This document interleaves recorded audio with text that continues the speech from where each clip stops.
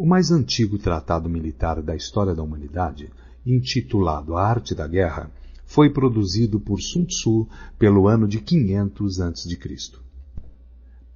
Infelizmente, pouco se sabe sobre o general Sun Tzu, porém, um acontecimento mencionado nos registros históricos por volta de 100 a.C. nos ajuda a conhecer mais sobre Mestre Sun. O fato ocorreu quando Sun Tzu foi indicado por um ministro do rei Hulu, que lhe disse: "Li atentamente seus 13 capítulos.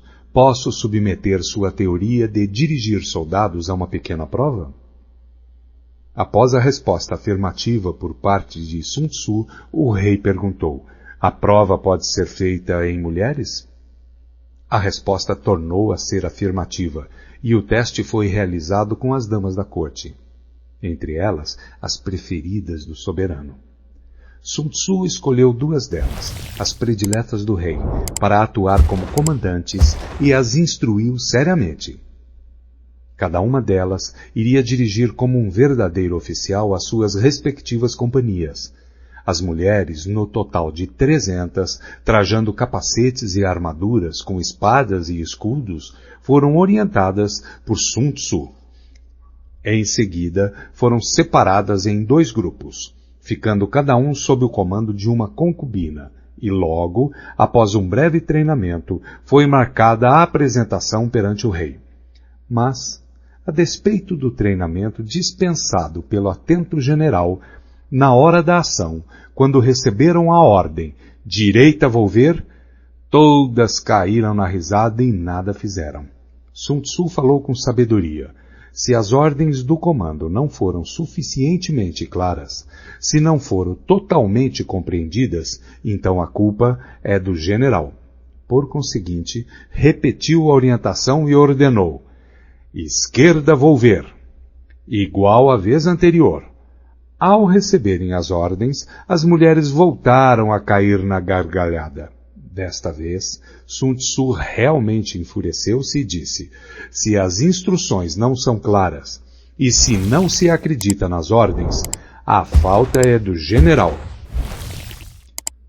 Quando foram instruídas novamente, e as ordens explicadas, e se ainda assim as tropas desobedecem, a falta é dos oficiais. De acordo com as normas de disciplina militar, qual é o procedimento? O mestre de leis disse: decapitação. Assim, as concubinas foram decapitadas, ainda que contra a vontade do rei. Mas o general invocou a autonomia inconteste das suas ordens como comandante nomeado. Sun Tzu, então, emite novamente as ordens, sendo que desta vez foi prontamente obedecido. Dirigindo-se ao rei, disse: "O exército está bem organizado. Gostaria que Vossa Majestade o observasse. Como quer que deseje o empregar, mesmo que mande-o para o fogo ou para a água, não apresentará dificuldades. Pode ser utilizado para ordenar tudo o que há sob o céu." O rei, inconsolável pela perda de suas concubinas, não quis mais admitir Sun Tzu, que ao se retirar não deixou de dizer: "O rei ama palavras vazias. Não é capaz de juntar o gesto às palavras. Não há nada que o tempo não cure. O luto pelas concubinas passou, mas como a situação do seu reino piorava, o rei admitiu que os seus inimigos estavam prestes a aniquilá-lo. Ao ver-se perdido, convocou Sun Tzu, acreditando que seria oportuno admiti-lo como conselheiro militar. O seu exército, dali por diante, reorganizado e treinado pelo seu novo general, lhe conferiu poderes pelas suas grandes conquistas territoriais. Os ensinamentos contidos nesses 13 capítulos aplicam-se a todo e qualquer conflito, alcançando cada indivíduo com seu opositor, o amante com sua amada, uma empresa com outra, concorrente ou aliada. A obra, além de ter sido leitura obrigatória da hierarquia político-militar soviética, e, conforme a lenda, a chave do sucesso de Napoleão Bonaparte e uma das mais lidas no mundo dos negócios, agora está em suas mãos. Boa leitura. Contexto histórico. Para que se possa entender a importância do maior tratado militar escrito por Sun Tzu, A Arte da Guerra, deve-se compreender que até 500 a.C., a guerra era considerada de uma maneira geral um ritual. Existiam códigos pré-estabelecidos para guerrear.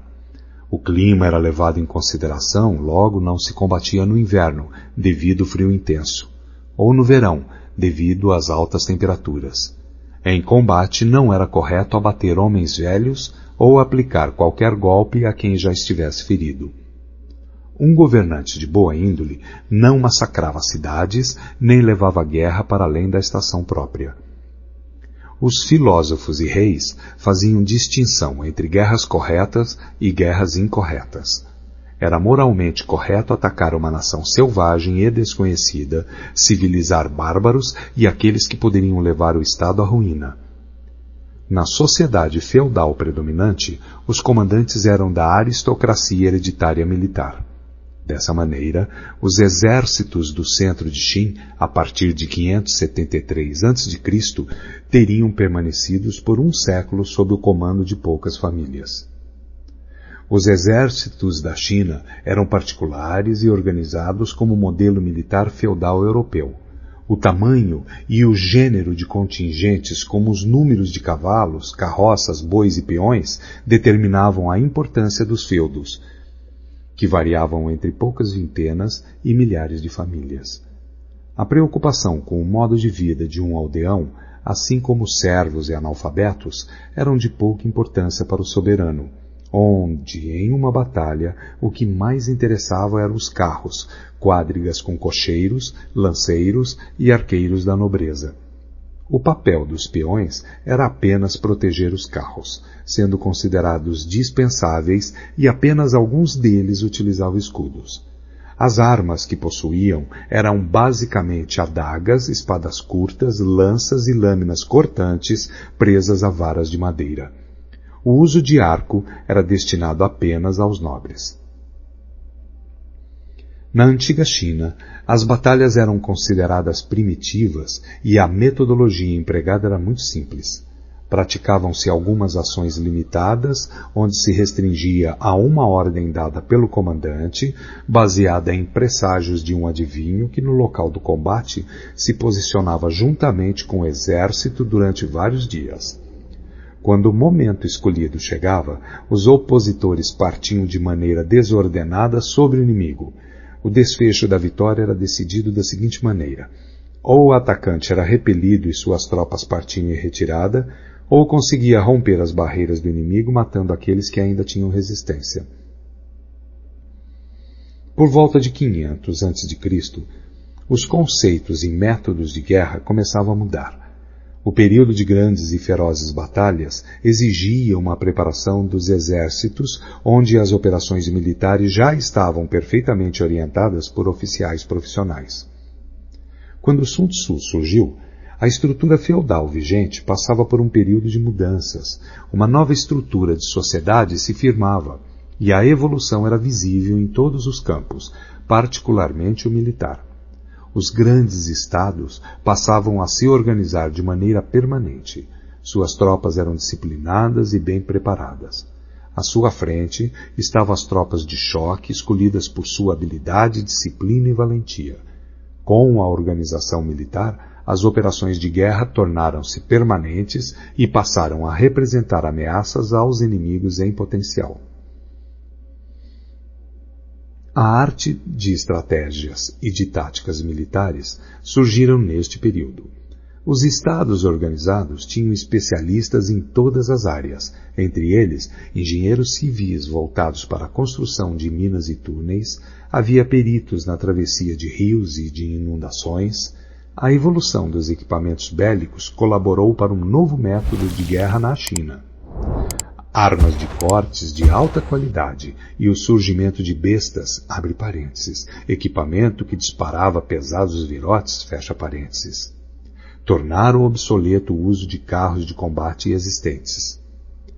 Com o novo modo de organização e preparação militar no século IV, a guerra na China atingia a maioridade e a supremacia, tornando-se uma nação relevante e desafiadora por muitas centenas de anos. O general chinês Sun Tzu, que provavelmente viveu entre 544 e 496 a.C., baseado em sua experiência militar e no conhecimento do contexto político-econômico, presenciando e analisando a evolução das técnicas de guerra, desenvolveu o livro A Arte da Guerra, obra que traduz a excelência conquistada na prática a partir dos resultados positivos por Sun Tzu, forjando um dos maiores e mais aclamados tratados de guerra de todos os tempos. Em seu manual de guerra, ele afirma que não deve ser o objetivo de ações militares o aniquilamento do exército inimigo, a ruína de suas cidades e a destruição de territórios. As armas são sempre motivos de maus pressentimentos, as utilizar somente quando outra alternativa não houver. Ao longo de quase 2.500 anos, os trabalhos literários do período denominado clássico foram profundamente analisados por historiadores chineses. O general chinês Sun Tzu e sua obra A Arte da Guerra, devido à sua reconhecida importância como o principal tratado militar conhecido pela humanidade, fizeram parte desta profunda análise. Sobre o general Sun Tzu, muito pouco se sabe. Ele próprio era um mistério pela ausência de dados sobre sua vida. Não existe uma biografia sobre Sun Tzu que narre, em ordem cronológica, seus feitos. O que existe são narrativas de fatos ocorridos, evidenciando passagens que demonstram traços de sua personalidade e suas ações, como o bem conhecido relato de Shi, Sun Tzu Wu Lie Xuan. Acredita-se que Sun Tzu seja natural de Shi, hoje Shantung, e que serviu na corte de Hulu, rei de Wu, sendo seu súdito. Calcula-se que tenha vivido entre 544 e 496 a.C.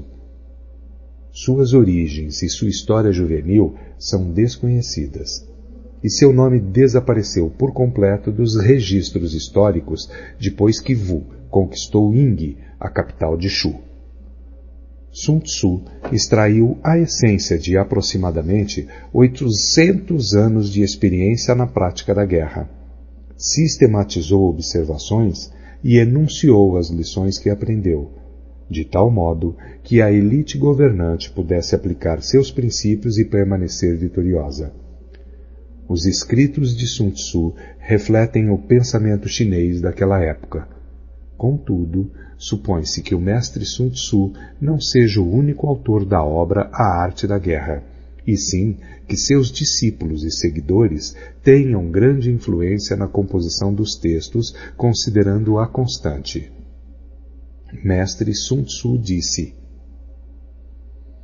assim como a biografia de Sun Tzu é digna de crédito, podemos considerar a arte de guerra como sendo a expressão do corpo e da alma de seu criador, que há cerca de 2.500 anos aclamava: o verdadeiro objetivo da guerra é a paz.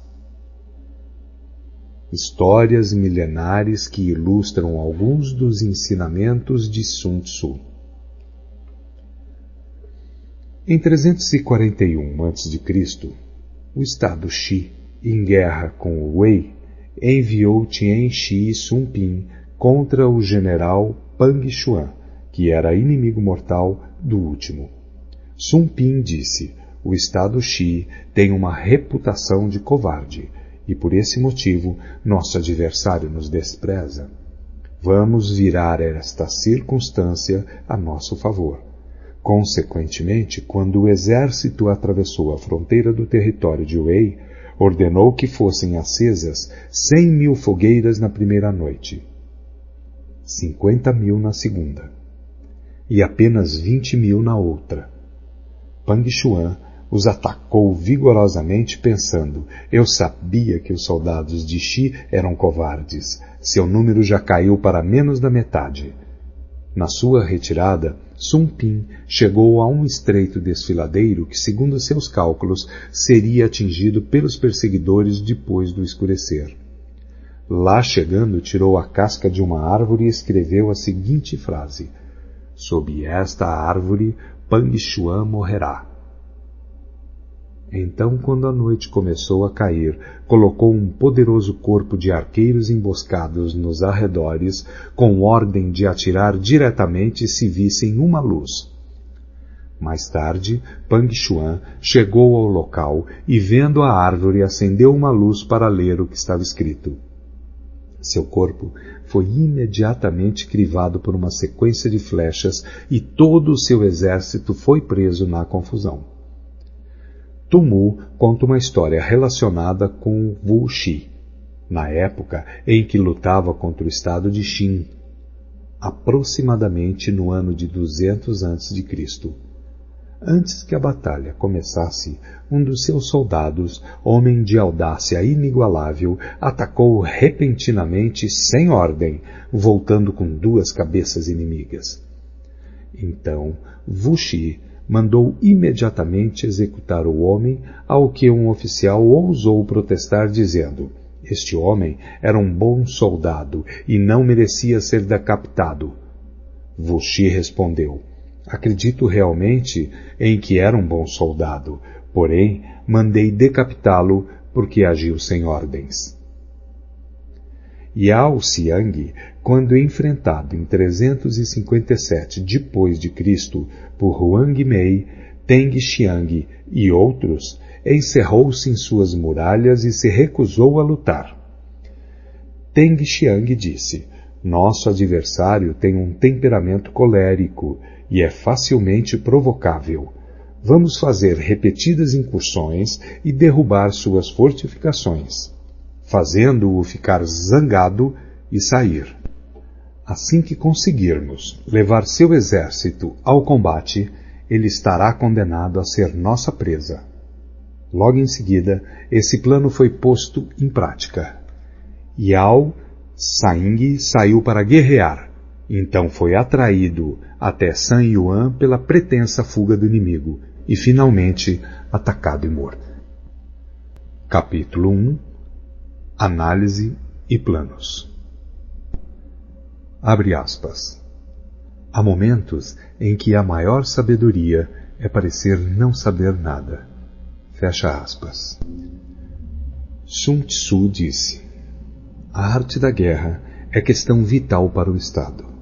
É o âmbito onde a vida e a morte são fundamentadas, um caminho que leva à aniquilação ou determina a sobrevivência. Deve ser examinada com cuidado e nunca negligenciada.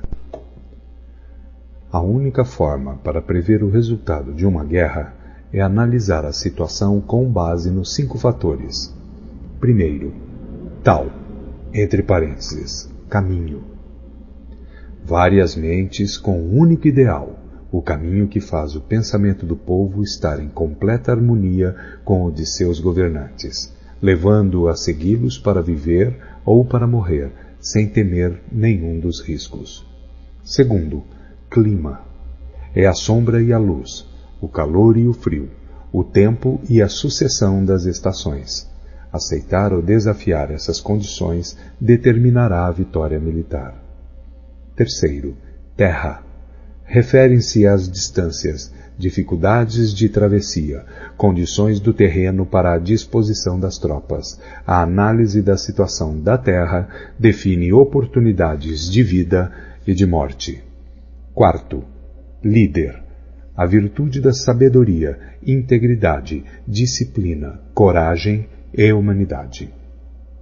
Quinto, métodos. Impõem eficiência, controle de gastos, entre parênteses, tropas, uma cadeira de comando adequada e suporte logístico. Todos os comandantes que negligenciarem esses 5 fatores estarão fadados ao fracasso, porém, os que dominarem conquistarão a vitória. Portanto, para prever o resultado de uma guerra, é necessário comparar os dois lados avaliando suas forças. Para tanto, devemos fazer as seguintes perguntas. Primeiro, qual dos soberanos tem o tal, entre parênteses, caminho? Segundo, qual comandante é mais competente e habilidoso? Terceiro, qual dos lados possui vantagens do clima e da terra? Quarto, qual exército segue os métodos e é rigorosamente disciplinado? Quinto, qual lado é mais rigoroso e imparcial ao recompensar e punir? Sexto, qual exército tem a maior força? Sétimo, qual exército possui os oficiais e as tropas mais bem treinados? Através dessas 7 comparações, sei quem ganhará e quem perderá a guerra. Se um comandante estiver atento aos meus conselhos e proceder de acordo com eles, a vitória será certa. Nesse caso, mantenha-o. Se um comandante não a seguir, procedendo em desacordo, será derrotado. Nesse caso, demita-o sumariamente. Sabendo dos ganhos que podem advir dos meus conselhos, tire o maior proveito das condições favoráveis, formulando através delas uma vantagem estratégica para reforçar nossa posição. Há momentos em que a maior sabedoria é parecer não saber nada. Por isso, quando capaz, finja então ser incapaz. Quando pronto, finja grande desespero. Quando perto, finge estar longe. Quando longe, façam acreditar que está próximo. Se o inimigo procurar alguma vantagem, seduza-o com uma armadilha. Se estiver desorganizado, ataque-o e conquiste-o. Se ele for muito poderoso, prepare-se para ele. Se ele possuir forças superiores, evite-o. Se ele for orgulhoso, provoque-o. Se ele for humilde, dê forças à sua arrogância. Se ele estiver descansado, faça-o se desgastar. Se ele estiver unido, separe-o. Ataque-o onde ele se mostrar despreparado. Adote caminhos que sejam para ele totalmente inesperados. O bom estrategista, para vencer uma batalha, faz antes muitos cálculos no seu templo, pois sabe que eles são a chave que o conduzirá à vitória. É calculando e analisando que o estrategista vence previamente a guerra na simulação feita no templo. Portanto, fazer muitos cálculos conduz à vitória, e poucos à derrota. Quando examino a questão dessa forma, o resultado da guerra torna-se evidente. Capítulo 2. Operação de guerra. Abre aspas. Na guerra, preze pela vitória rápida e evite as operações prolongadas. Fecha aspas. Sun Tzu disse: a arte da guerra é um exército de 1000 carros velozes, 1000 carroções cobertos de couro e 100.000 guerreiros com cotas de malha. Abundância de coisas necessárias para esse exército deslocado sobre uma distância de 1000 li, com gastos no estado e no campo de operações. 1,71 li atuais equivalem a 1000 metros. Esse comprimento pode ter sofrido variação desde a época de Sun Tzu, incluindo enviados ao exterior e conselheiros, matérias e manutenção de carros e armaduras. Somente quando você tiver 1000 peças de ouro para cada dia de guerra, poderá mobilizar 100.000 guerreiros. Evite batalhas duradouras. Busque a vitória rápida. Se a vitória custar a chegar, suas armas se desgastarão e as tropas ficarão desmoralizadas, e o entusiasmo tende a enfraquecer. Se você sitiar uma cidade, gastará forças. Se seu exército for mantido muito tempo em campo, as reservas do Estado não serão suficientes. O tempo prolongado irá desgastar as armas, desmoralizar suas tropas, exaurir suas forças e consumir todos os recursos disponíveis. abrindo oportunidades para os governantes vizinhos tirarem vantagens e atacar. Então, mesmo contando com os melhores conselheiros, você não conseguirá garantir bons resultados. Assim, em relação às guerras, tenho ouvido falar em precipitação imprudente, mas ainda não vi bom exemplo de inteligência associada a decisões demoradas. Nunca houve Estado que tenha sido beneficiado por uma guerra prolongada. Portanto, o conhecedor dos terríveis e devastadores efeitos e dos perigos de empreender uma guerra está profundamente consciente de como aproveitá-la da melhor maneira e levá-la com rapidez a seu término. Atingirá, assim, as verdadeiras vantagens potenciais de uma guerra. Um perito na arte da guerra não convoca soldados mais de uma vez, nem solicita suprimentos repetidamente. Uma vez em guerra, ele não perderá tempo precioso esperando reforços. Fará uso do equipamento que carrega e avançará com velocidade para atravessar a fronteira inimiga, podendo fazer uso das provisões do opositor. Desta forma, terá o suficiente para alimentar todo o seu exército. A arte de melhor utilizar o tempo é estar um passo à frente do adversário, e vale mais que a superioridade numérica e os cálculos mais perfeitos com relação ao abastecimento. Um Estado é enfraquecido financeiramente quando precisa manter seu exército a uma grande distância e, consequentemente, empobrece seu povo. As vizinhanças próximas aos exércitos aumentam seus preços e, com o custo mais elevado, seus recursos se esgotam com maior rapidez, forçando o Estado a aumentar os impostos dos distritos para assim custear as forças militares. Boa parte dos recursos são utilizados no campo de batalha, acarretando dificuldades para as famílias do fronte interno, tendo como consequência lares vazios e rendas dissipadas. Já que o custo para o povo poderá atingir cerca de 70% do valor de suas posses.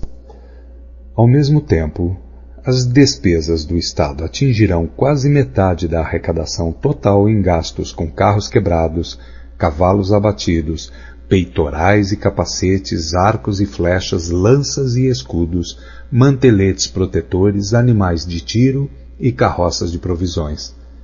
Um comandante sábio fará o melhor para alimentar seu exército com frutos do solo inimigo. Consumir uma medida das provisões inimigas equivale a 20 das nossas. Um fardo de forragem inimigo equivale a 20 dos nossos.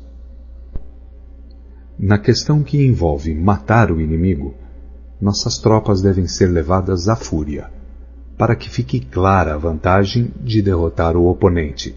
Devem também ser recompensadas, pois tirar a riqueza do inimigo é de grande valia para a manutenção das tropas e deve ser usado como objeto de recompensa, de forma que todos os soldados tenham um forte desejo coletivo e individual de lutar. Porque assim como o que estimula os homens a matarem a fúria, o que estimula a lucrar com o inimigo são os bens materiais. Portanto, nos combates de carros em que forem capturados mais de 10 carros do inimigo, recompense os que capturaram o primeiro deles e substitua bandeiras e estandartes inimigos pelos seus. E então, misture com os nossos carros. Eles devem ser usados em conjunto. Todos os soldados capturados devem ser tratados com bondade. A isso se chama aumentar as próprias forças no processo de derrotar o exército inimigo. Na guerra, portanto, preze pela vitória rápida e evite as operações prolongadas. Por isso, o comandante que compreende a guerra torna-se o árbitro supremo da vida do destino do povo e o senhor da segurança do Estado. Capítulo 3. Preparando o ataque. Abre aspas. A melhor inteligência militar é atacar as estratégias dos inimigos, em seguida atacar suas alianças, depois atacar seus soldados em seu próprio campo. Fecha aspas.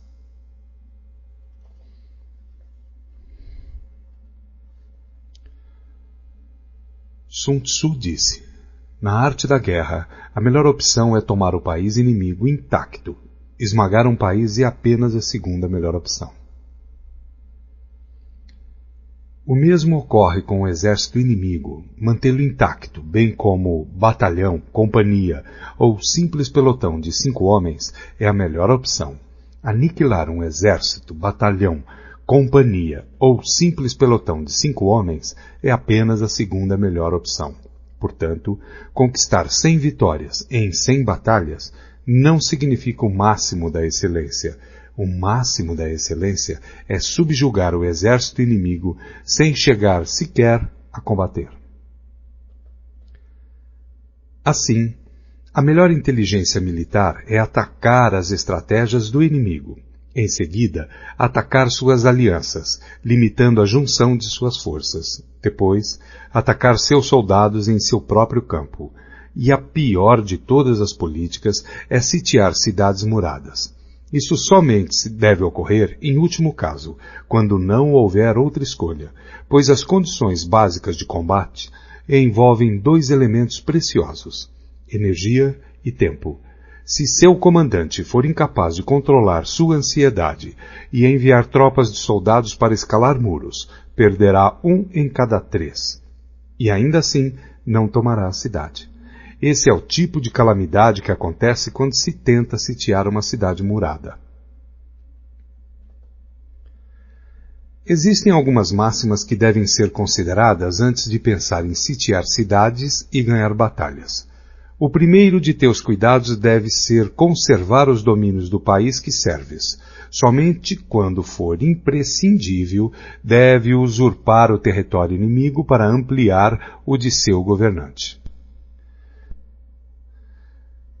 Deves garantir, primeiro, a tranquilidade das cidades de teu próprio país. Perturbar as cidades inimigas deve ser a opção mais desfavorável. Deves proteger e colocar em abrigo todos os vilarejos amigos.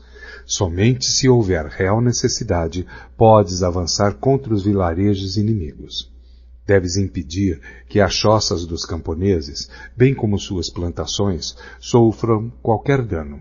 Somente uma extrema penúria deve levar-te a saquear e devastar as instalações agrícolas de teus inimigos.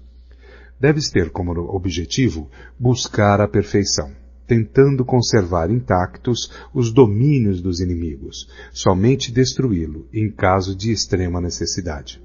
O comandante que age assim tem a conduta comparada à dos mais virtuosos personagens da história, cujas obras buscam a produção e a conservação, e não a destruição.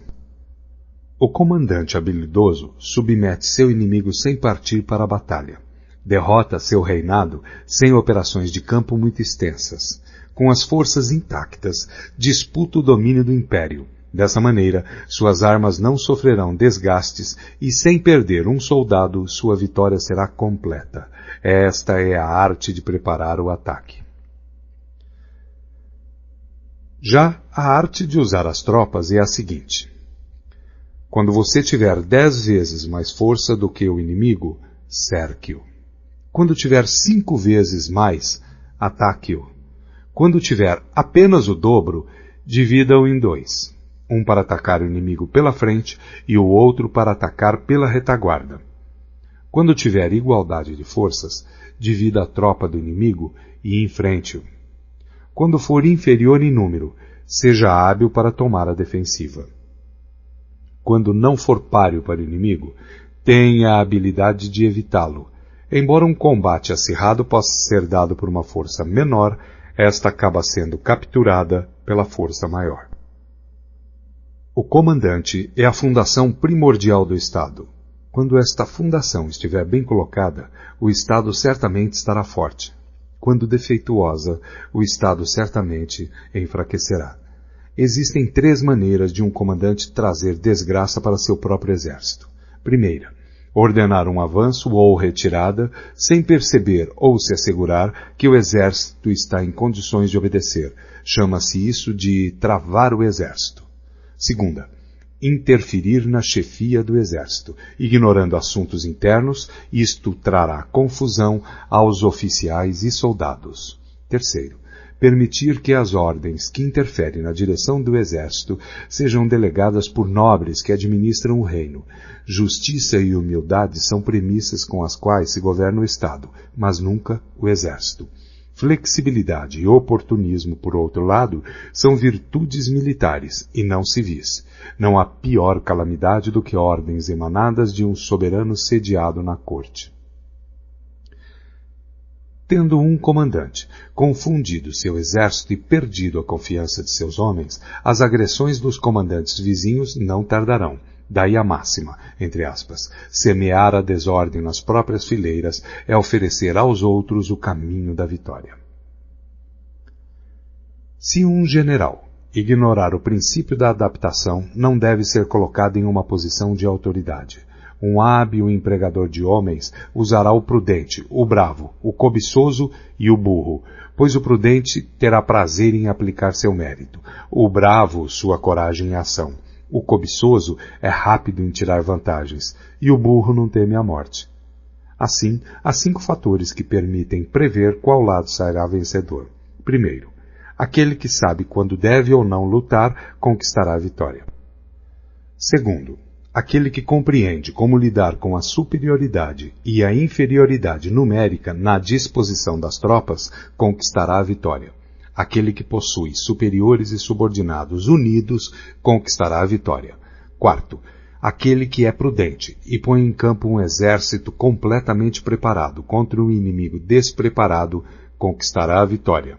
Quinto, aquele cujo comandante é hábil e cujos soberanos não interferem conquistará a vitória. Sun Tzu disse, entre aspas, aquele que conhece o inimigo e a si mesmo, ainda que enfrente 100 batalhas, jamais correrá perigo. Aquele que não conhece o inimigo, mas conhece a si mesmo, às vezes ganha, às vezes perde. Aquele que não conhece nem o inimigo, nem a si mesmo, está fadado ao fracasso e correrá perigo em todas as batalhas.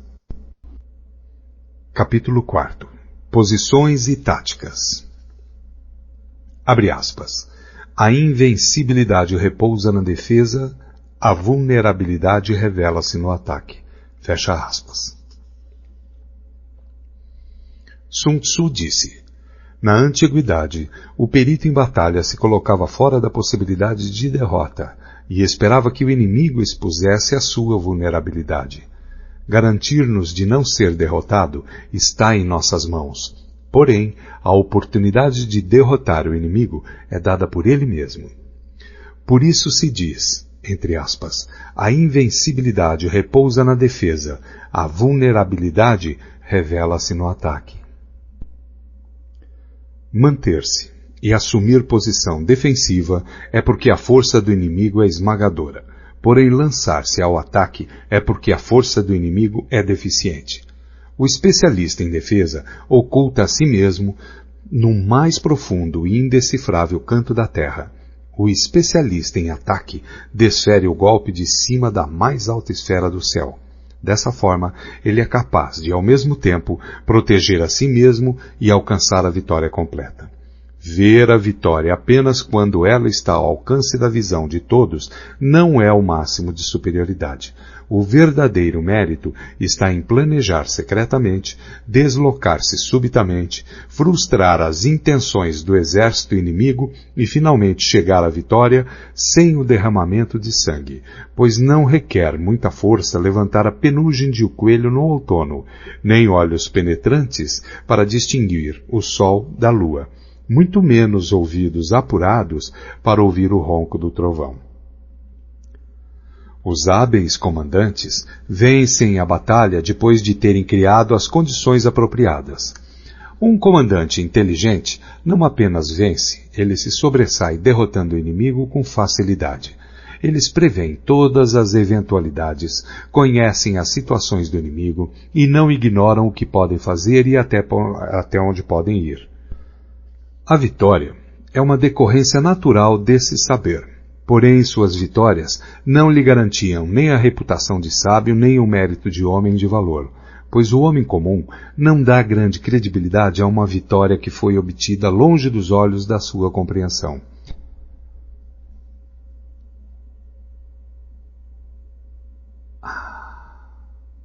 Assim eram nossos ancestrais. Não acreditavam que os elogios como, aspas, corajosos, heróis ou invencíveis fossem um tributo que tivessem merecido. Atribuíam, sim, seu sucesso ao cuidado extremo que tinham em evitar o menor deslize. O comandante inteligente vence as batalhas evitando cometer erros. É isso que garante a vitória completa, pois significa conquistar um inimigo já derrotado.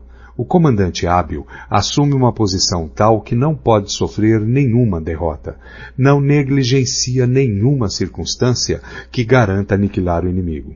Portanto, um exército vitorioso só entra na batalha depois de ter garantido a vitória, enquanto um exército derrotado só procura a vitória depois de ter entrado na luta. Um comandante vitorioso não permite que as tropas mostrem uma confiança demasiado cega, uma confiança que degenera em presunção. As tropas que sonham com a presunção da vitória são debilitadas pela preguiça. Ao contrário, aquelas que, sem pensar na vitória, exigem o combate, são tropas enrijecidas pelo trabalho, aguerridas, destinadas a vencer. Um especialista no uso de tropas constrói seus fundamentos sobre a doutrina do Tao, seguindo firmemente as normas militares. Assim estará preparado para ser o árbitro da vitória e da derrota. Depois de uma primeira vantagem, não esmoreças nem dês a tuas tropas um repouso precipitado. Empunha a espada com a mesma rapidez de uma torrente que se precipita de um despenhadeiro. Que teu inimigo não tenha tempo sequer de perceber o que está acontecendo, e somente recolher os louros da vitória quando o inimigo estiver aniquilado, dando-te assim condição de fazê-lo com segurança e tranquilidade.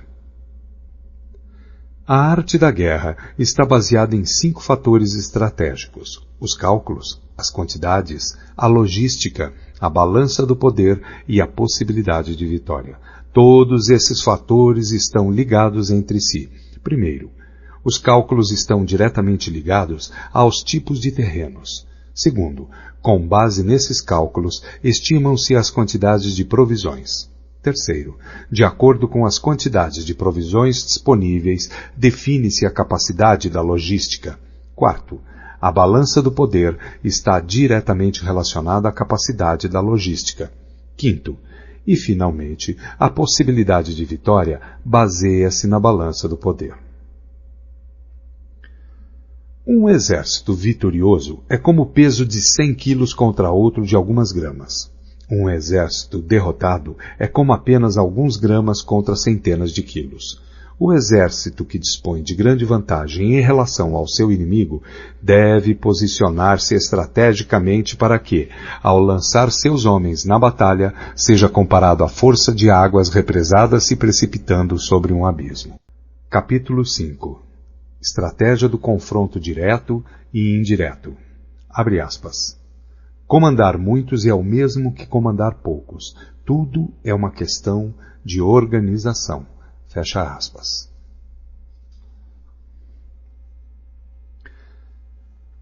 Sun Tzu disse: comandar muitos é o mesmo que comandar poucos. Tudo é uma questão de organização. Controlar muitos ou poucos é uma mesma e única coisa. É apenas uma questão de formação e sinalizações. Lembre-se dos nomes de todos os oficiais e subalternos. Inscreva-os num catálogo anotando-lhes o talento e suas capacidades individuais, a fim de aproveitar o potencial de cada um. Quando surgir oportunidade, ages de tal forma que todos os que deves comandar estejam persuadidos que teu principal cuidado é preservá-los de toda desgraça. As tropas que farás avançar contra o inimigo devem ser como pedras atiradas em ovos. De ti até o inimigo não deve haver uma diferença senão a do forte ao fraco, do cheio ao vazio. São as operações chamadas, entre aspas, diretas e indiretas, que tornam um exército capaz de deter o ataque das forças inimigas e não ser derrotado. Em batalha, usar geralmente operações diretas para fazer o inimigo engajar-se na luta e as operações indiretas para conquistar a vitória. Em poucas palavras, a habilidade e a perfeição do comando das tropas consistem no conhecimento das luzes e das trevas, do aparente e do secreto. É nesse conhecimento hábil que habita toda a arte. Assim, o perito, ao executar o ataque indireto, assemelha-se ao céu e às terras, cujos movimentos nunca são aleatórios, são como os rios e os mares inexauríveis. Assemelham-se ao sol e à lua, eles em tempo para aparecer e tempo para desaparecer. Como as 4 estações, ele passa, mas apenas para voltar outra vez. Não há mais que 5 notas fundamentais, mas combinadas produzem mais sons do que é possível ouvir. Não há mais que 5 cores primárias, mas combinadas produzem mais sombras e matizes do que é possível ver. Não há mais do que 5 sabores, mas combinados produzem mais gostos do que é possível saborear. Da mesma forma, para ganhar vantagem estratégica na batalha, não há mais que as operações diretas e indiretas, mas suas combinações são ilimitadas, dando origem a uma infindável série de manobras. Essas forças interagem, um método sempre conduz ao outro. Assemelham-se na prática a uma cadeia de operações interligadas, como anéis múltiplos ou como a roda em movimento, que não se sabe onde começa e onde termina. Na arte militar, cada operação tem partes que exigem a luz do dia e outras que pedem as trevas do segredo. Não posso determiná-las de antemão. Só as circunstâncias podem ditá-las. Opomos grandes blocos de pedra às corredeiras que queremos represar. Empregamos redes frágeis e miúdas para capturar pequenos pássaros. Entretanto, o caudal rompe algumas vezes seus diques após tê-los minado aos poucos. Quando uma ave de rapina se abate sobre sua vítima, partindo-a em pedaços, isso se deve à escolha do momento preciso. A qualidade da decisão é como a calculada arremetida de um falcão, que lhe possibilita atacar e destruir sua vítima. Portanto, o bom combatente deve ser brutal no ataque e rápido na decisão. Embaralhada e turbulenta, a luta parece caótica.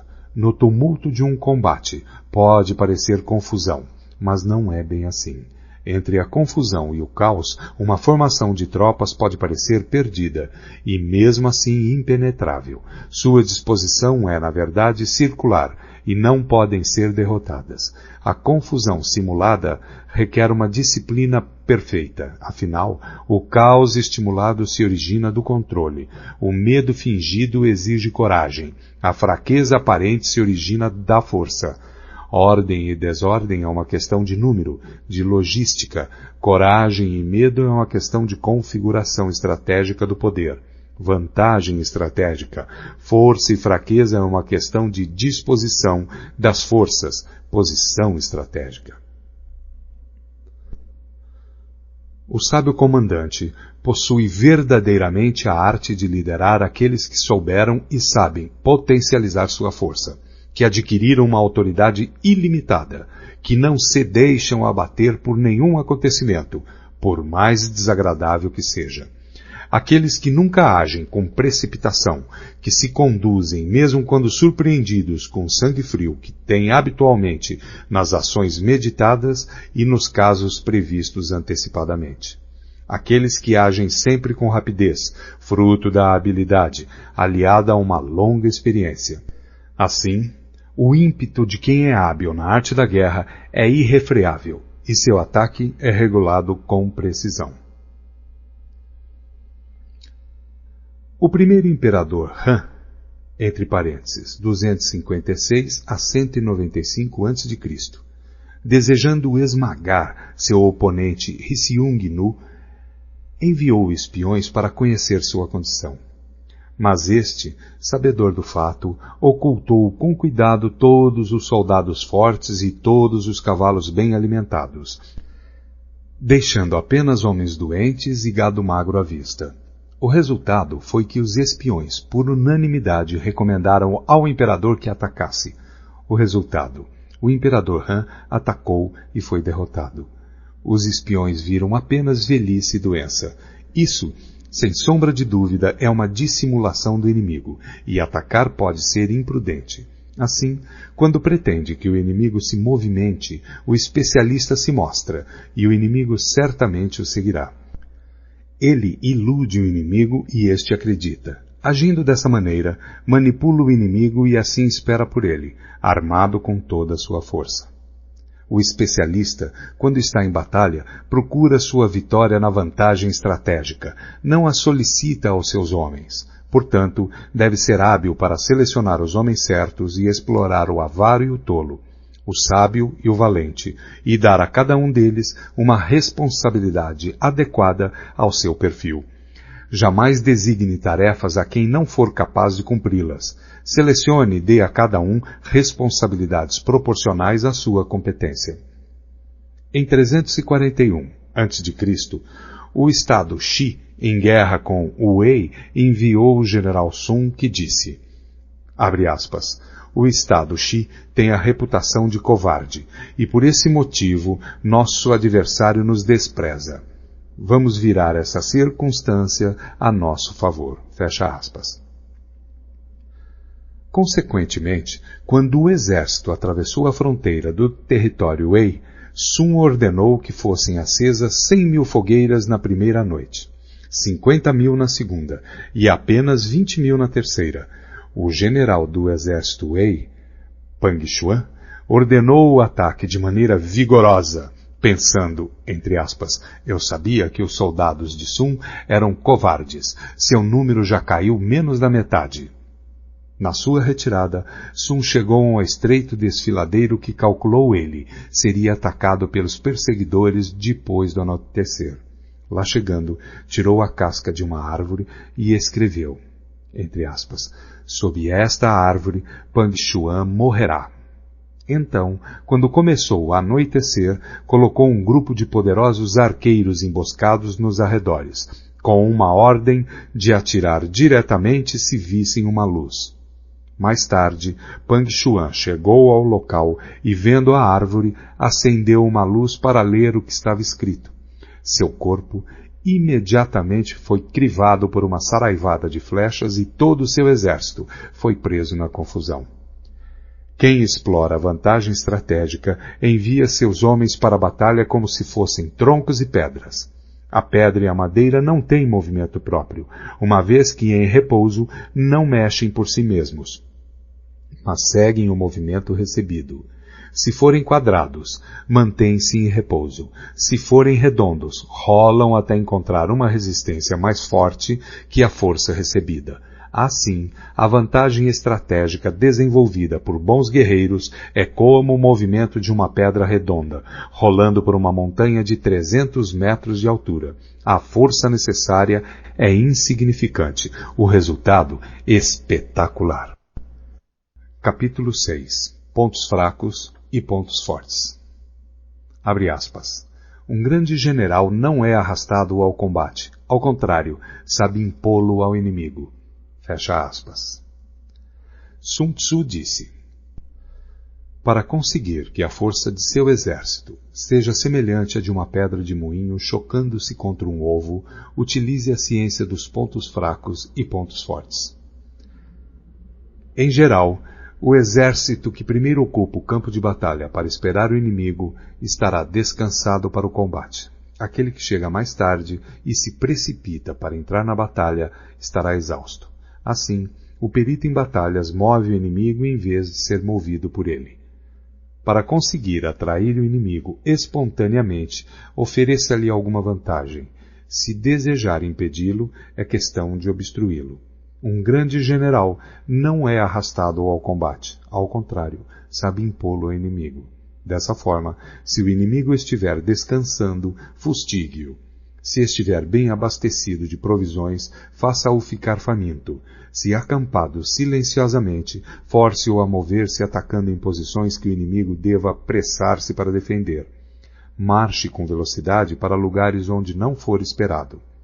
Um exército pode marchar por grandes distâncias sem correr riscos, se o fizer por territórios onde não existe presença do inimigo. Atacar com confiança e alcançar os objetivos significa atacar aquilo que o inimigo não está esperando. Do mesmo modo, defender-se com confiança e garantir a segurança de suas posições significa defender onde o inimigo não poderá atacar. Assim, contra o especialista em ataque, o inimigo não saberá onde se defender. Contra o perito em defesa, o inimigo não saberá aonde atacar. Aquele que for capaz de atacar das maiores alturas dos céus, repentinamente surpreendendo o inimigo, tornará impossível sua defesa. Assim, os lugares a serem atacados são exatamente os que o inimigo não pode defender. Aquele que for especialista em esconderijos de defesa torna impossível para o inimigo saber seu paradeiro. Assim, os lugares que ele dominar serão exatamente os que o inimigo não poderá atacar. O comandante habilidoso deve lançar mão da arte da sutileza e do sigilo. Aprender a ser invisível e inaudível. Dessa forma, terá em suas mãos o destino de seus inimigos. Poderá avançar sem encontrar resistência e, se fizer isso contra os pontos fracos dele, e recuar se colocando a salvo da perseguição, se seus movimentos forem mais rápidos do que de seus adversários. Portanto, se pretendemos nos lançar na batalha, nosso inimigo não terá escolha a não ser nos enfrentar, mesmo que esteja abrigado em altas trincheiras ou fossos profundos, porque atacaremos uma posição que ele precisará defender.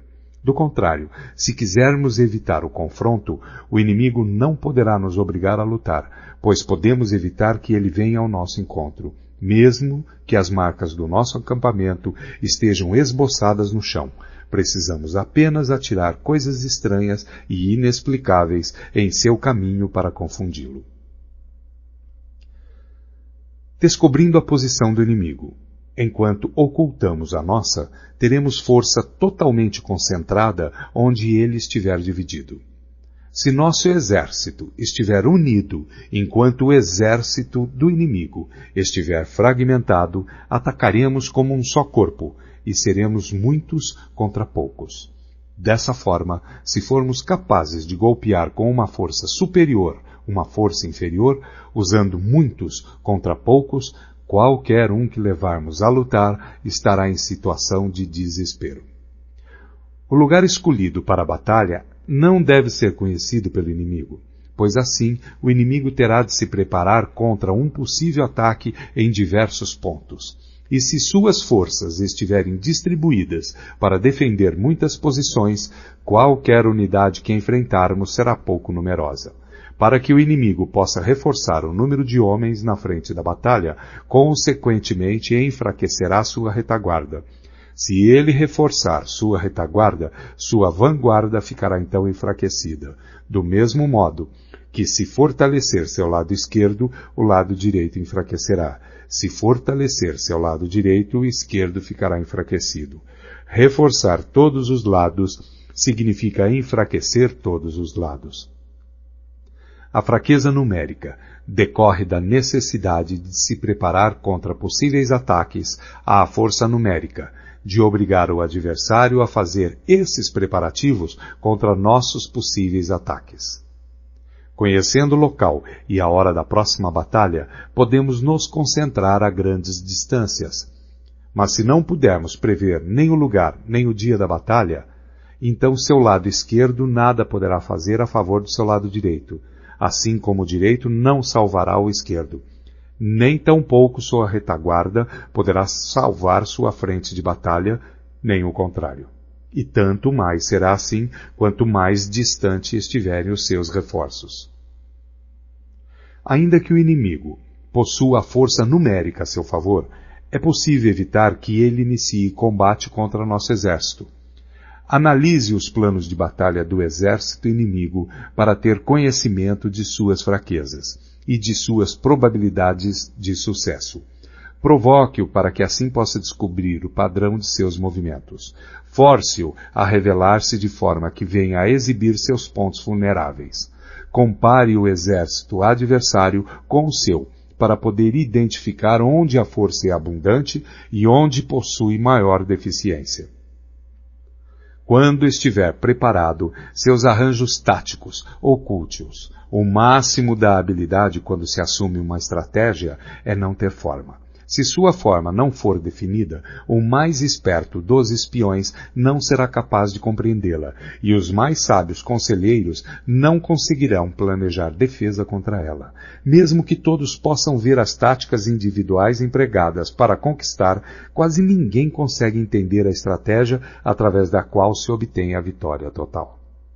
O movimento das tropas deve ser comparado ao fluxo das águas, que corre do ponto alto do terreno para os pontos mais baixos. Assim, no caminho da vitória, seu exército deve evitar os pontos fortes do inimigo e procurar atacar onde ele demonstra maior fraqueza. A água modela seu curso de acordo com a natureza do solo por onde passa, e o exército deve preparar sua vitória de acordo com o inimigo que enfrenta. Assim, a água não mantém sua forma constante. Não existem condições constantes em uma guerra. Dos 5 elementos, nenhum é predominante. Das 4 estações, nenhuma dura para sempre. Há dias curtos e dias extensos. A lua cresce e volta a minguar. Aquele que tiver habilidade para variar as próprias posições de acordo com as táticas e planejamento do inimigo para conquistar a vitória, torna-se um adversário intransponível, como os desígnios do céu. Manobras. Abre aspas. Quando cercar o inimigo, deixe uma saída para ele. Caso contrário, ele lutará até a morte. Fecha aspas. Sun Tzu disse, na guerra, o general que recebe suas ordens do soberano deve concentrar suas forças e transformar seu exército em um conjunto harmonioso, mobilizando o povo, depois instalar as tropas em lugar vantajoso. A grande dificuldade de manobrar exércitos para a luta está em transformar uma longa e tortuosa estrada em caminho mais conveniente, e em transformar a adversidade em vantagem. Dessa forma, transforme a estrada do inimigo em longa e tortuosa, haja de forma dissimulada, engane-o com a ilusão de ganhos fáceis. Isso equivale a compreender a estratégia de transformar o inconveniente em correto. A manobra tanto pode ser uma fonte de vantagem quanto um perigo. Por essa razão, se um exército tivesse que levantar acampamento e recolher suas armaduras às pressas em marcha forçada de 1000 li, sem parar, em busca da conquista de uma vantagem, todos seriam feitos prisioneiros. Seus homens mais fortes estariam longe da vanguarda, os exaustos ficariam para trás, e, em média, somente 1/10 das forças chegaria à meta. Se tivesse que viajar 50 li em tal ritmo para obter vantagem, o comandante da força de avanço estaria perdido e somente a metade das forças chegaria à meta. Se tivesse que viajar 30 li em tal ritmo para obter alguma vantagem, apenas 2/3 das forças chegariam à meta. Um exército sem equipamento e provisões perecerá, sem sombra de dúvidas. Somente mantém alianças com os estados vizinhos depois de conhecer a fundo as intenções dos seus soberanos. E a menos que conheça a configuração de um terreno, suas montanhas, pântanos, florestas e acidentes naturais, você não deve colocar seus exércitos neles, a não ser que utilize guias locais para obter alguma vantagem. Pratique a dissimulação. Recorra a manobras enganosas. Movimente-se quando estiver em posição de vantagem. Faça mudanças estratégicas dispersando ou concentrando suas forças. Quando avançar para a batalha, seja veloz como o vento, imprevisível como o trovão. Em ocasiões que deva permanecer calmo, seja como a floresta. Ao invadir e saquear, haja rápido como o fogo. Na imobilidade, seja como a montanha. Quando necessário, esconda suas intenções. Seja obscuro como as trevas.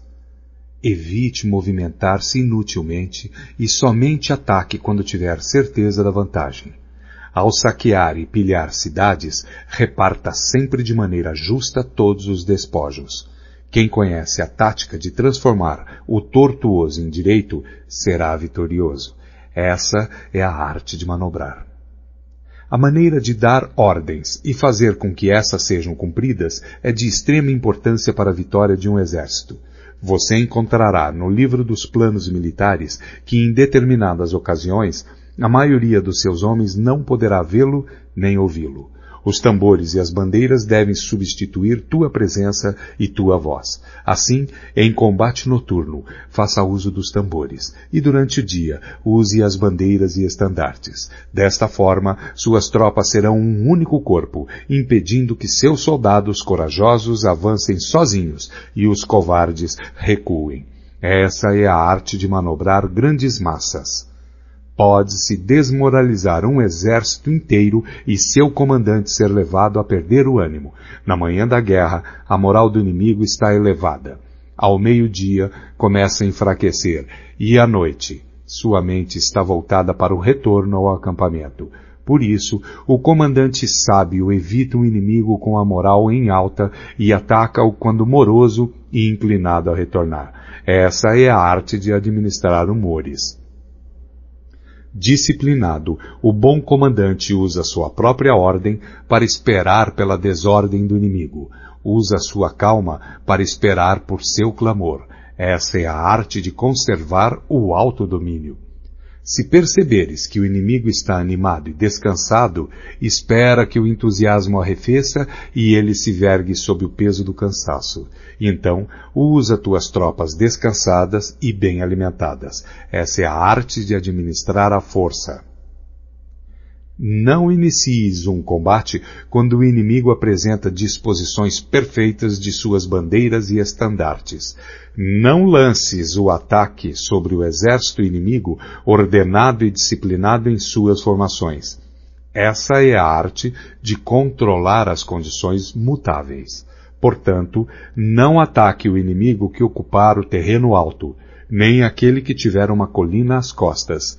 Não persigam um inimigo que finge recuar. Não obstruam um inimigo que volta para casa. Quando cercar o inimigo, deixe uma saída para ele. Caso contrário, ele lutará até a morte. Não pressione o inimigo acuado e não se encarnice contra o inimigo derrotado. Essa é a arte da guerra. Capítulo 8. Eventualidade. Abre aspas.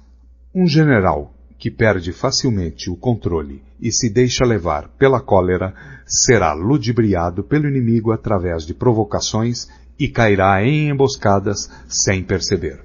Fecha aspas. Sun Tzu disse: uma vez dada pelo soberano a ordem de mobilizar a população para a guerra, cabe ao comandante reunir o exército e organizar as tropas. Seguindo ao encontro do exército inimigo, deve-se evitar acampar em locais difíceis e em locais de boas estradas. Deve-se buscar aliados. Não perder tempo em locais isolados. Ter planos de contingência quando em posições propícias a emboscadas. E avançar contra o inimigo em terreno do qual não haja saída.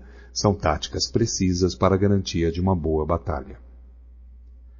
Há estradas que não devem ser percorridas, exércitos que não devem ser atacados, cidades que não devem ser assaltadas, terras que não devem ser contestadas, e ordens do governo que não devem ser obedecidas. Portanto, o comandante que compreender as vantagens da arte da mudança e não se ativer a uma maneira única de comandar, mas sim adaptar-se às circunstâncias, variando suas táticas para enfrentar o exército inimigo, saberá como comandar seus soldados. Ao contrário, se seus métodos de comando forem inflexíveis e suas decisões forem tomadas de forma mecânica, ele não é digno de comandar seus soldados e, por mais que esteja familiarizado com o território, não será capaz de pôr em prática seus conhecimentos e tirar o máximo de seus homens. O comandante sábio deve considerar a combinação de ganho e perda, deve ter discernimento das reais vantagens em situações difíceis e confiar nos seus esforços. Se for capaz de perceber as vantagens prováveis, as dificuldades poderão ser resolvidas. Um general deve conhecer bem as vantagens e desvantagens frente ao inimigo. buscar o enfraquecimento dos comandantes hostis e infligindo-lhes importantes perdas, trabalhando sem cessar para prejudicar-lhes. Poderá fazê-lo de diferentes formas, corrompendo seus melhores homens, introduzindo traidores em seu meio, fornecendo motivos de cólera uns contra os outros, fazendo com que saiam quando conviria que ficassem acampados e permaneçam tranquilos quando esperam ser atacados. A arte da guerra nos ensina a não contar com a possibilidade do inimigo não vir, e sim estar preparado para ele, não depender do inimigo não atacar, mas depender principalmente de estar em uma posição invulnerável. Há 5 defeitos perigosos que podem afetar um general. São erros que podem derrotar a prudência e a bravura de um comandante. Primeiro, se ele tiver um temerário descaso pela vida, um general que se expõe sem necessidade, que parece buscar os perigos da morte, é um homem precipitado. Segundo, se ele tiver um cuidado excessivo em conservar a própria vida, e por esse motivo não ousa e sim dá mostras de covardia, poderá ser facilmente capturado. Terceiro, se tiver temperamento volúvel, um general que perde facilmente o controle e se deixa levar pela cólera, será ludibriado pelo inimigo através de provocações e cairá em emboscadas sem perceber. Quarto, se for suscetível à honra, um general não deve se ofender de forma intempestiva. Por querer reparar a honra, por qualquer insulto poderá perdê-la. Quinto, se conservar uma compaixão excessiva por seus soldados. Um general deve punir seus soldados com severidade, quando necessário, ministrar castigo e trabalho com discernimento, ou poderá ser facilmente desrespeitado. Esses 5 perigosos traços demonstram falhas graves de um comandante e devem ser cuidadosamente evitados, pois são, sem dúvida, os motivos que levam à derrota de um exército e à morte de seu comandante. O exército em movimento. Abre aspas. Quando há soldados sussurrando em grupinhos, e seu comandante falando em voz mansa e vacilante, revela inimizades entre superiores e subordinados. Sun Tzu disse: antes de movimentar suas tropas, informe-se da posição de seu inimigo. Quando fizer seu exército marchar, atravesse rapidamente as montanhas e fique nas proximidades dos vales. Acampe sempre em terreno alto e em local ensolarado. Quando travar combate em colinas, não suba ao topo para alcançar o inimigo. Sempre que for necessário atravessar um rio, afaste-se rapidamente da margem e jamais o atravesse em presença do inimigo. Caso contrário, o inimigo esteja cruzando um rio, não vá ao seu encontro dentro da água. Espere e só ataque quando a metade da sua tropa concluir a travessia. Desta forma, terá mais vantagem no combate. Na travessia de pântanos, sua maior preocupação deve ser sair deles o mais rápido possível, pois além da grande dificuldade de conseguir provisões nesses locais, são terrenos baixos e expostos ao ataque.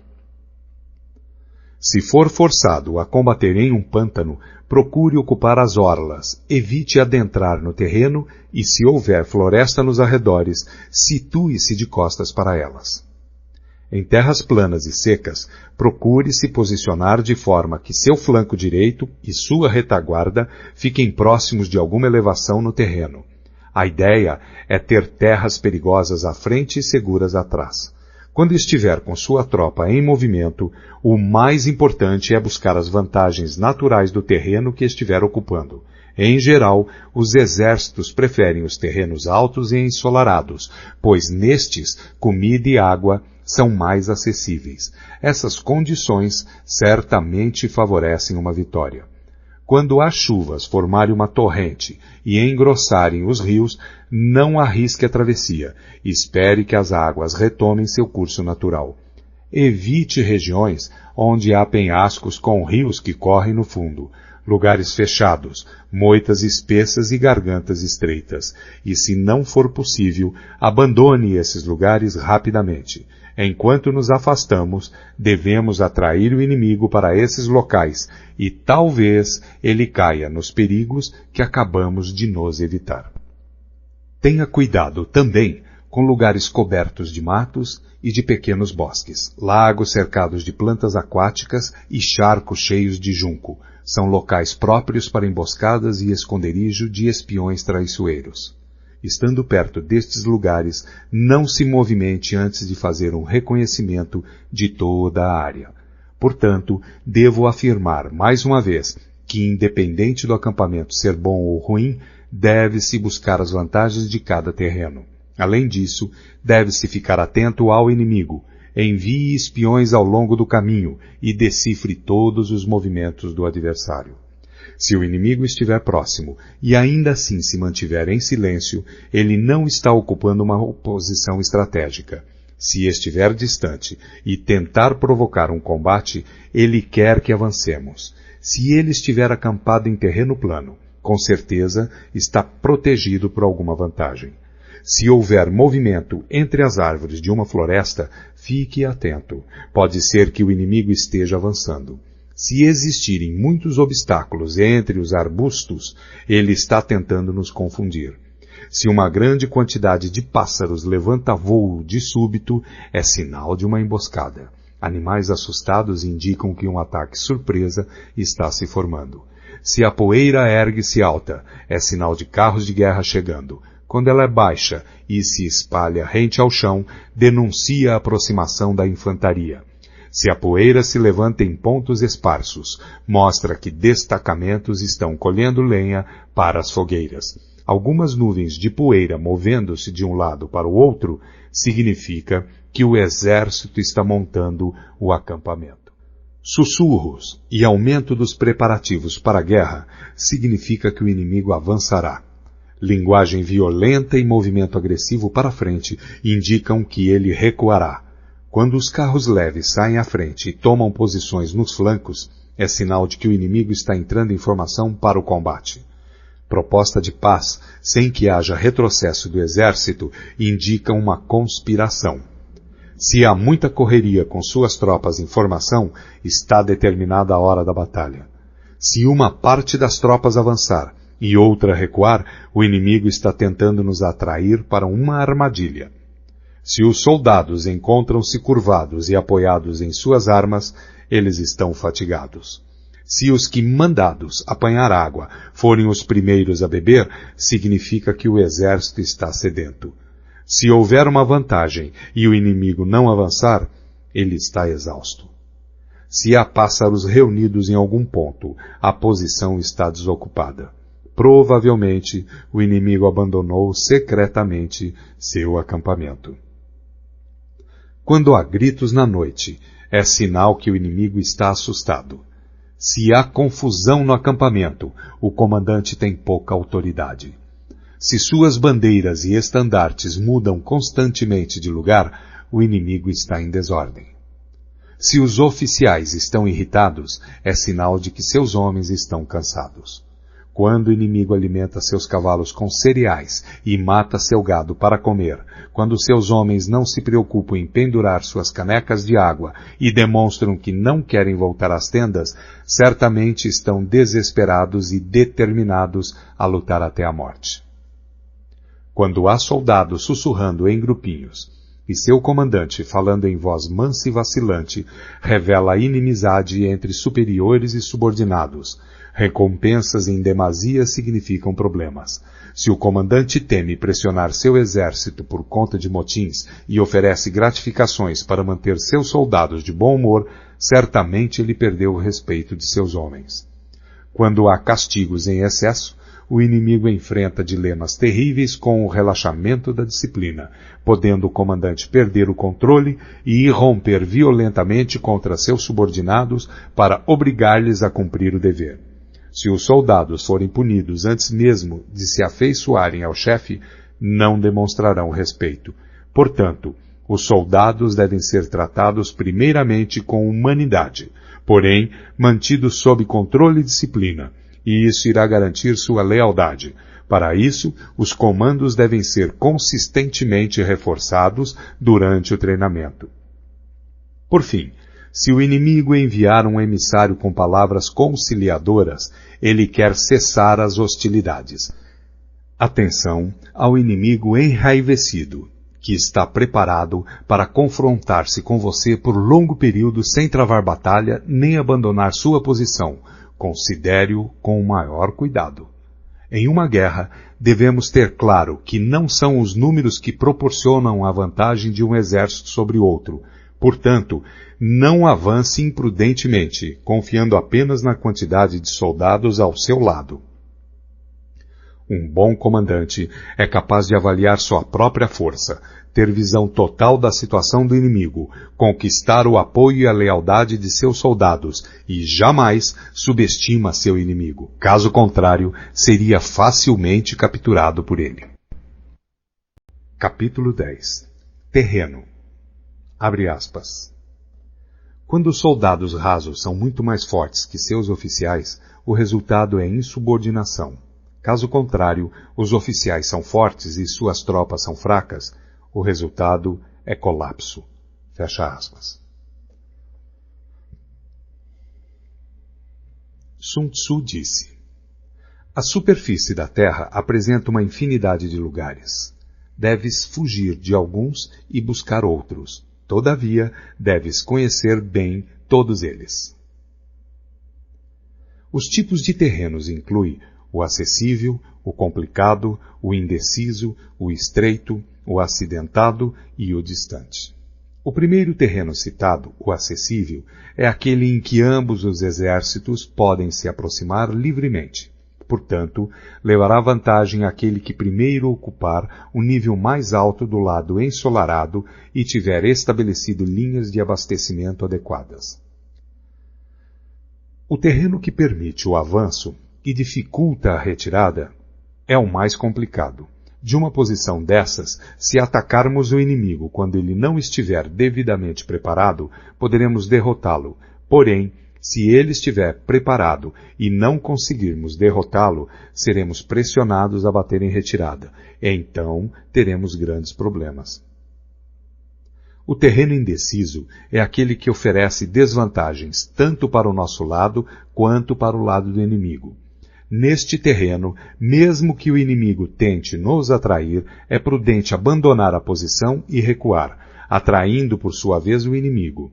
Então, quando parte de seu exército tiver saído, poderemos atacar com vantagem. Na passagem estreita ou desfiladeiros, terá vantagem quem primeiro a ocupar e guarnecê-la completamente, ficando à espreita do adversário. Se o inimigo estiver com essa vantagem, não devemos seguir atrás dele.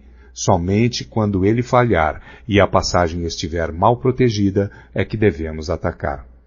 Em terreno alto e acidentado, do mesmo modo, se pudermos ocupá-lo primeiro, devemos nos posicionar na parte mais alta do lado ensolarado e esperar pelo inimigo. Se o inimigo conquistou essa vantagem, devemos abandonar nossa posição e bater em retirada. Por fim, quando os exércitos estiverem posicionados a grandes distâncias um do outro e suas vantagens estratégicas forem semelhantes, não será fácil provocar um combate. Por outro lado, levar a batalha até o inimigo não trará nenhuma vantagem. Esses 6 princípios que definem o uso do terreno devem ser do conhecimento total e da responsabilidade do comandante. Shang Yu conta a seguinte passagem de Pei Hsing Xian, 619 a 682 d.C., mandado numa expedição punitiva contra as tribos Turkic. Ao crepúsculo, como de costume, montou seu acampamento, fortificando-o posteriormente com paliçada e fosso, quando de repente determinou que o exército mudasse as instalações para uma colina próxima. Essa decisão desgostou muito de seus oficiais, que protestaram aos brados contra o esforço extra que os soldados iriam despender. Pei Hsing Xian, todavia, não ligou para as reclamações e fez o acampamento ser transferido o mais depressa possível. Na mesma noite, caiu uma forte tempestade inundando o local anterior do acampamento, que ficou sob 4 metros de água. Os oficiais ficaram espantados com o acontecido e confessaram seu erro, entre aspas. Como soube que ia acontecer? Perguntaram. Pei Rissing-Chien respondeu, abre aspas, daqui por diante, contentem-se em obedecer às ordens sem fazer perguntas desnecessárias. Durante uma guerra, um exército pode ficar exposto a situações de calamidade que não são decorrentes de causas naturais, mas sim são decorrentes de erros cometidos por seu comandante. São elas: fuga, insubordinação, colapso, ruína, caos e derrota. Nos casos em que as vantagens estratégicas de ambos os lados forem praticamente as mesmas, atacar o inimigo que tem um exército 10 vezes maior que o nosso poderá resultar em fuga. Quando os soldados rasos são muito mais fortes que seus oficiais, o resultado é a insubordinação. Caso contrário, quando os oficiais são fortes e suas tropas são fracas, o resultado é o colapso. Se os oficiais dos batalhões forem insubordinados e tiverem o temperamento volúvel, sendo facilmente dominados pela ira e, por conta disso, levados às manobras não autorizadas, de modo que o comandante não tenha conhecimento da força de suas próprias fileiras, o resultado será a ruína. Quando o comandante demonstrar fraqueza, não tiver autoridade, suas ordens não forem claras e seus oficiais e tropas forem indisciplinados, o resultado será o caos e a desorganização absoluta. Se um comandante negligenciar as forças do exército inimigo e assim permitir que uma tropa enfraquecida enfrente a elite do adversário, e ainda operar sem uma vanguarda de tropas de choque, o resultado será a derrota total do seu exército. São essas as 6 formas de atrair a derrota e estão em total responsabilidade do comandante. A formação natural da região e a posição estratégica de um exército são os grandes aliados em uma batalha, mas a capacidade de avaliar o inimigo, de criar condições para se chegar à vitória e de calcular astutamente as dificuldades, perigos e distâncias constitui o teste de um grande comandante. Quem conhecer esses fatores e os colocar em prática de forma adequada será vitorioso. Aquele que lutar sem isso certamente será derrotado. Desta forma, se tiver certeza que o caminho da batalha garante a vitória, então você deve lutar mesmo contra a decisão de seu soberano. Mas se o caminho da batalha não assegura a vitória, então não deve lutar, mesmo com a ordem do seu governante. O comandante que segue para a guerra sem ter como prioridade fama pessoal e recua, sem temer o descrédito, aquele cuja preocupação for proteger seu povo e prestar um bom serviço ao seu soberano, é um tesouro nacional. Se o comandante trata seus soldados como se fossem seus filhos, por recompensa, eles o seguirão até os vales mais profundos e o defenderão com a própria morte. Porém, se o comandante for generoso, mas incapaz de fazer valer sua autoridade, seus soldados serão como crianças mimadas e ficarão inúteis. Se soubermos que nossas tropas estão prontas para atacar, mas ignorarmos que o inimigo não está vulnerável, chegaremos apenas a meio caminho da vitória. Saber que o inimigo está vulnerável, mas ignorar se nossas tropas podem atacar para vencer, reduzem à metade nossas chances de vitória. Saber que o inimigo está vulnerável e que nossas tropas estão prontas para atacar e vencer, e ainda assim ignorarmos que o terreno não nos favorece, novamente reduz nossas chances de vitória. Portanto, quando o soldado experiente se mover, nunca ficará desorientado, e quando partir para a ação, não encontrará limites. Por isso se diz, se você conhece o inimigo e a si mesmo, a vitória não estará em risco. Se você conhece o terreno e as condições naturais, a vitória poderá ser completa. Capítulo 11. 9 tipos de situações. Abre aspas. A velocidade é a essência da guerra. Fecha aspas. Sun Tzu disse, A arte da guerra reconhece 9 situações de acordo com a variação dos terrenos: o dispersivo, o fácil, o controverso, o aberto, o de estradas cruzadas, o terreno crítico, o difícil, o vulnerável a emboscadas e o mortífero. Quando um comandante está lutando perto de suas próprias fronteiras, este é um terreno dispersivo, porque estando os soldados perto de suas casas e ansiosos para reverem suas famílias, ficam esperando a primeira oportunidade dada por um combate para espalharem-se por todos os lados. Quando as tropas penetrarem apenas um pouco no território do inimigo, chamamos de terreno fácil, porque embora terreno hostil, não está a grande distância e será fácil retroceder na primeira oportunidade. A região que não oferece muitas vantagens para ambos os lados é chamada de terreno controverso. São terrenos chaves e devem ser disputados. A região ou território onde ambos os lados têm total liberdade de movimentação é chamada de terreno aberto, locais que comunicam-se com o exército inimigo e com as zonas de retirada. Terrenos de estradas cruzadas são territórios que fazem fronteiras com muitos estados, portanto, possuem cruzamentos estrategicamente vitais. O primeiro a atingi-lo terá a vantagem de fazer aliança com outros estados. Quando um exército tiver penetrado em território hostil, deixando para trás cidades fortificadas, este é um terreno crítico. Denominamos terreno difícil toda região trabalhosa de atravessar, sejam florestas, montanhas, pântanos, desertos ou precipícios. Regiões pelas quais o acesso só é possível através de estreitos desfiladeiros, de forma que uma pequena quantidade de inimigos é suficiente para atacar nossa força principal. São considerados terrenos vulneráveis a emboscadas ou ataques. Enfim, terrenos mortíferos, ou sem saída, são locais de perigos constantes, onde devemos combater com toda a nossa força para sobrevivermos. Assim, em terreno dispersivo, não lute. Em terreno fácil, não pare.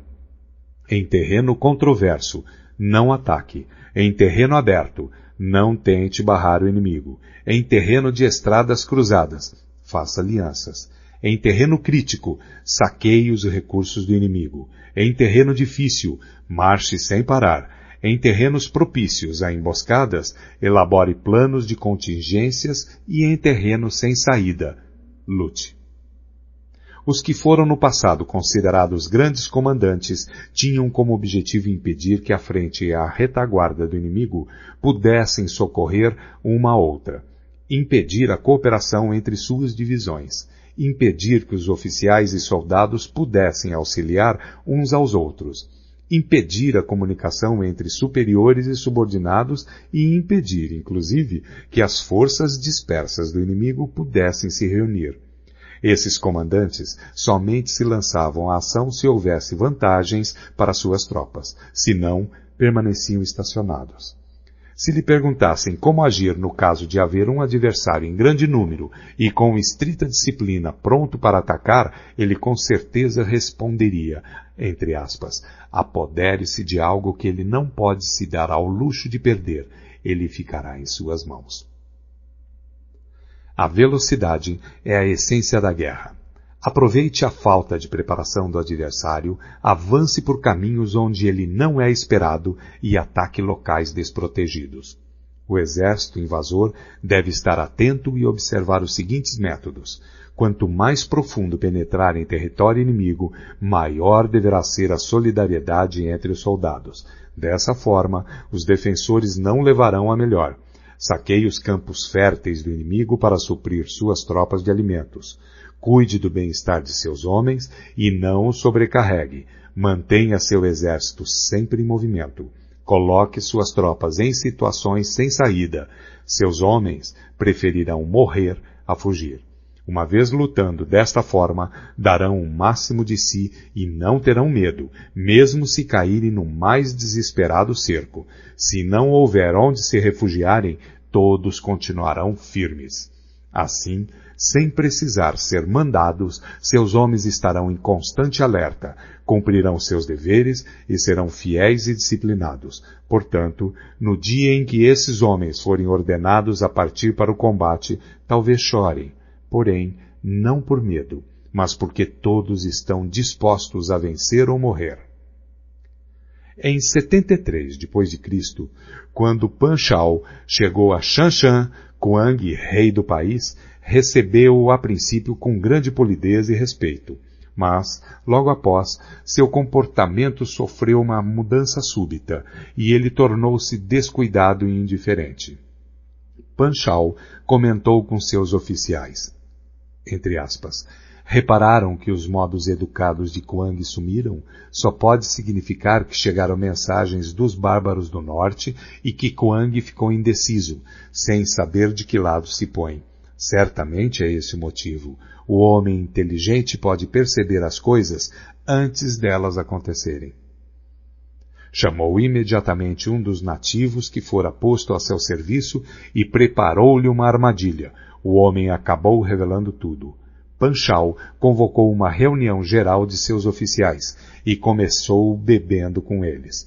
Quando o vinho lhes havia subido ligeiramente à cabeça, tentou mantê-los mais excitados, falando-lhes assim, entre aspas, senhores, estamos no interior de uma região isolada, ansiosos por obter riquezas e glórias através de uma grande proeza. Ora, acontece que um embaixador do Ryseung-nu chegou a este reino há apenas alguns dias e o resultado foi que o trato respeitoso que nos foi dado pelo nosso anfitrião real desapareceu.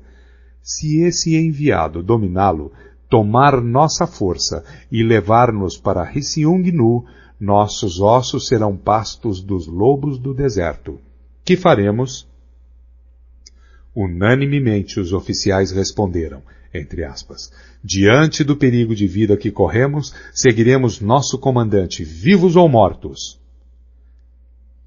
Não se alcança sucesso nas batalhas, a menos que os soldados tenham sagacidade e objetivos em comum, e mais importante ainda, espírito de cooperação. A causa primária, pela qual deve-se conduzir um exército, é estabelecer um padrão unificado de coragem. Assim, o bom comandante conduz suas tropas como se conduzisse um homem pela mão. Dessa forma, essa pessoa não pode deixar de segui-lo. Um grande comandante deve ser calado, assegurando o sigilo. Deve ser justo e honesto, mantendo a ordem. Deve manter um povo na ignorância quanto aos seus planos.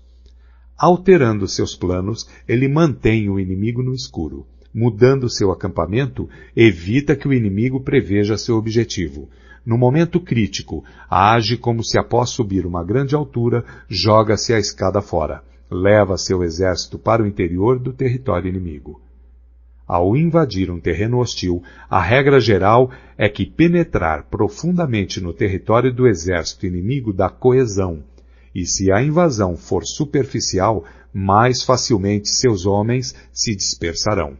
Quando sair de seu próprio terreno e levar suas tropas além de suas fronteiras, você estará em terreno isolado. Quando estiver vulnerável por todos os lados, você estará em um terreno de estradas cruzadas. Quando à sua frente houver um estreito desfiladeiro, você estará em um território propício a emboscadas. Quando estiver sem saída, você estará em um terreno mortífero. Portanto, em terreno disperso, deve unir suas tropas. Em terreno fácil, mantenha ligações estreitas entre as tropas. Em terreno competitivo, deve-se acelerar a marcha. Em terreno aberto, dê mais atenção à defesa. Em cruzamento, reforce as alianças. Em terreno crítico, mantenha uma linha permanente de abastecimento. Em terreno difícil, continue sempre avançando. Em terreno vulnerável, bloqueie as passagens de acesso. E, finalmente, em terreno mortífero, lute até a morte. Antes de firmar aliança com estados vizinhos, procure conhecer as intenções de seus soberanos, e somente disponha seu exército nessas terras com o auxílio de um guia local, pois é preciso estar familiarizado com a geografia do local, a fim de transformar empecilhos naturais em vantagens estratégicas. A seguir, fatores que não devem ser ignorados por um exército digno de um rei. Ofereça recompensas grandiosas. Dê ordens extraordinárias e você comandará o exército inteiro como se fosse um único homem. Dê tarefas às tropas, mas não revele suas reais intenções. Coloque-os frente a frente com o perigo, mas não revele as vantagens. Coloque suas tropas em situação de vida ou morte, em terreno sem saída, só assim continuarão vivos. Somente quando se encontram em real perigo, os homens aprendem a transformar derrota em vitória. O sucesso da guerra está em estudar cuidadosamente as intenções do inimigo. Se ele mostra inclinação para avançar, atraia-o. Se deseja recuar, deixe que ele leve adiante sua intenção. No dia em que for feita a declaração de guerra, bloqueie todas as passagens, destrua os registros oficiais e proíba qualquer contato com emissários do inimigo. Reveja todos os seus planos com urgência e rigor e finalize sua estratégia.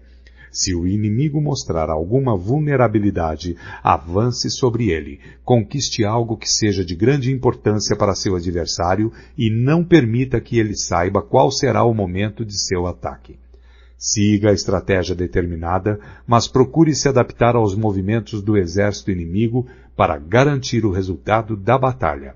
A princípio, procure exibir a timidez de uma modesta e humilde donzela, e então o inimigo abrirá suas portas. Depois, imite a velocidade de uma lebre apressada e será tarde demais para que o exército inimigo possa mostrar alguma reação ou oposição.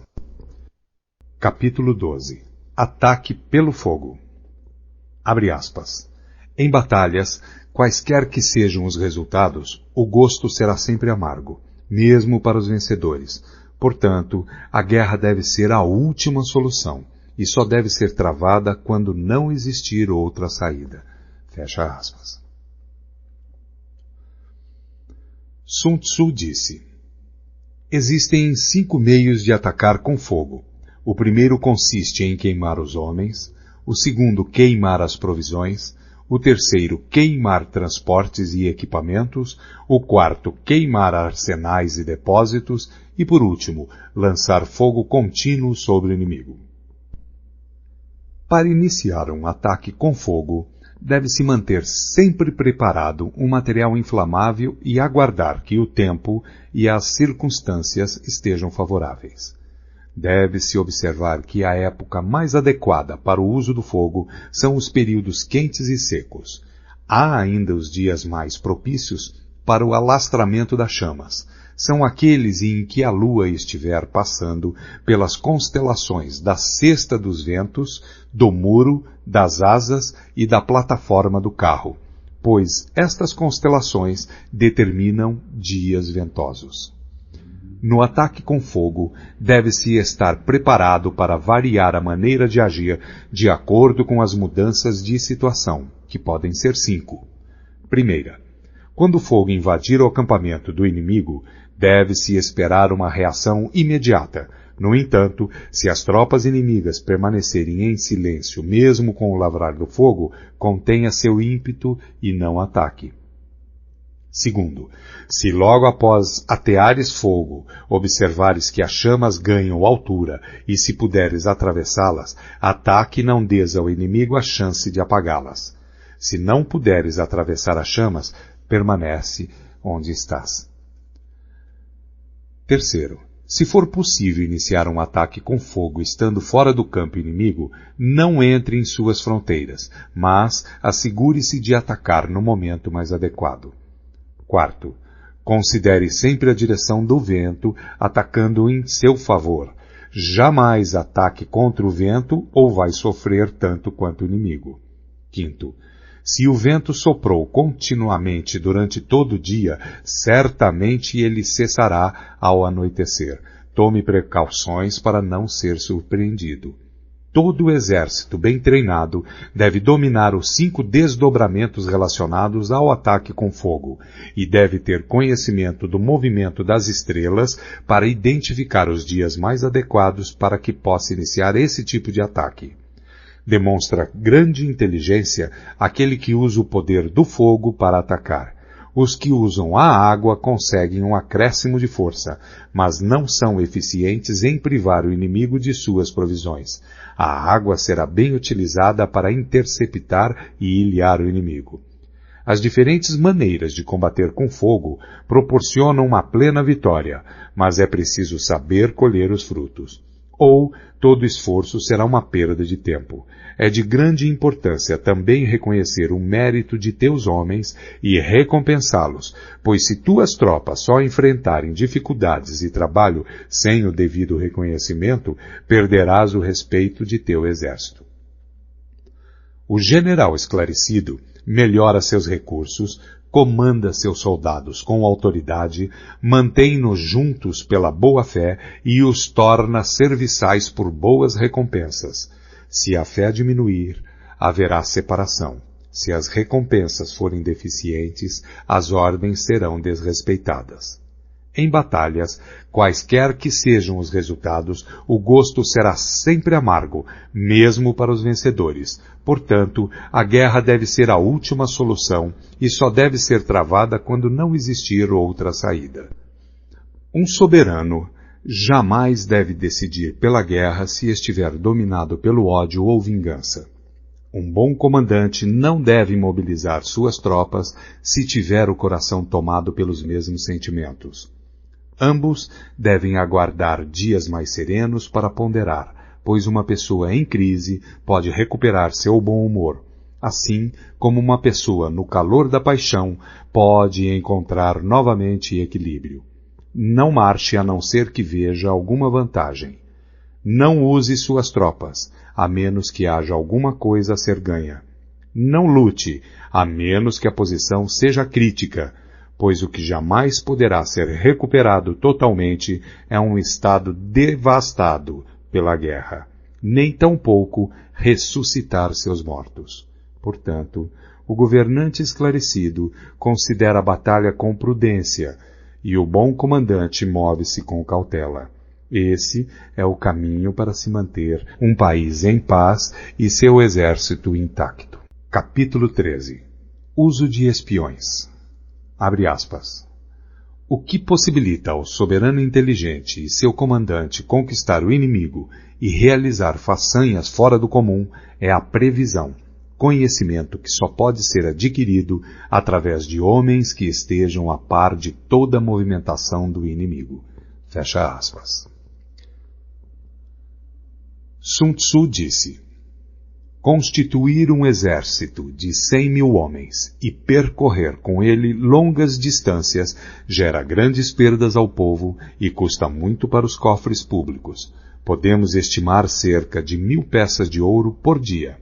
E isso acarretará distúrbios internos e externos. Homens cairão exaustos nas estradas e cerca de 700.000 famílias terão dificuldades de manter seus trabalhos nos campos. Uma guerra pode durar anos. A vitória é decidida em um único dia. Portanto, continuar na ignorância a respeito da condição do inimigo para poupar quantias em dinheiro é um ato extremo de desumanidade. Não lamente o dinheiro empregado para corromper traidores e obter informações do campo inimigo. O que possibilita ao soberano inteligente e seu comandante conquistar o inimigo e realizar façanhas fora do comum é a previsão.